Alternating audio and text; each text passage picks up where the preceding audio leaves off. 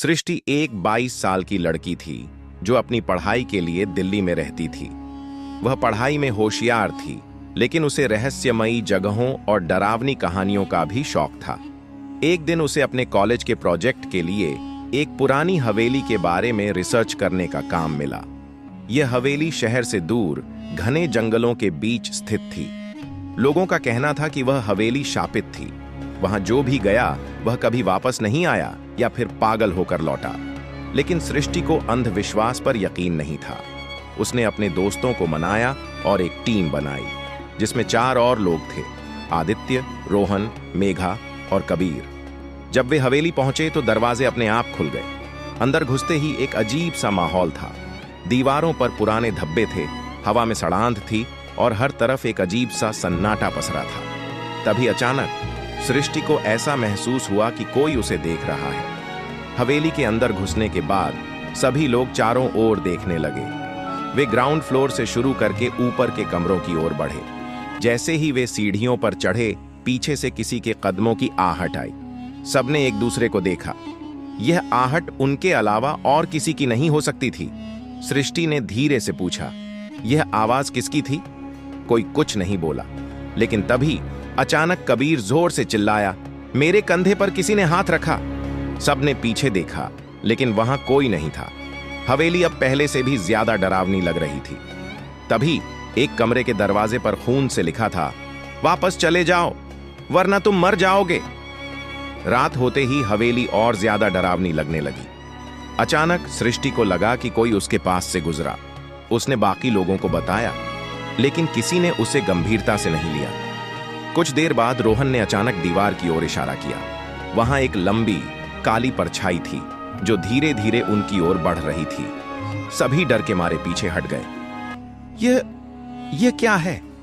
मेघा कांपती आवाज में बोली। हमें यहां से भागना चाहिए, आदित्य ने कहा। लेकिन दरवाजा अपने आप बंद हो गया।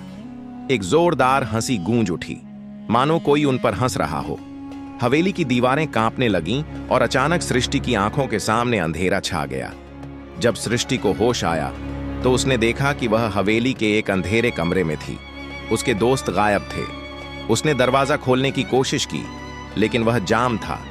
तभी उसे कानों में फुसफुसाहट सुनाई दी, तुम मेरी जगह पर हो, अब तुम यहां से नहीं जा सकती। सृष्टि के रोंगटे खड़े हो गए। उसे महसूस हुआ कि कोई उसके पीछे खड़ा था। उसने धीरे धीरे मुड़कर देखा। एक सफेद कपड़ों में लिपटी हुई लड़की, जिसकी आंखें काली थीं और चेहरा जला हुआ था। वह लड़की धीरे धीरे सृष्टि की ओर बढ़ने लगी। तुम कौन हो? सृष्टि ने कांपते हुए पूछा। मैं वही हूं जिसे इस हवेली ने अपना शिकार बनाया था।